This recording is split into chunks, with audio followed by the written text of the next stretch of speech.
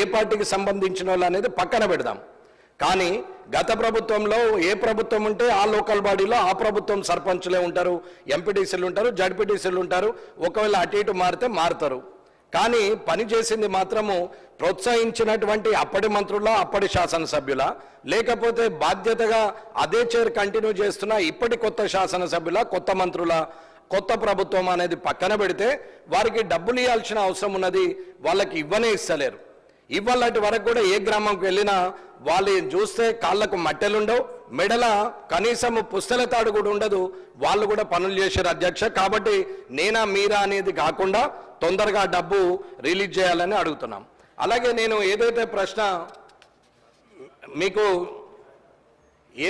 ఇప్పుడు టీజీఐ అన్న మీరు ప్రశ్న అది మొదలుపెట్టారా స్పీకర్ గారు?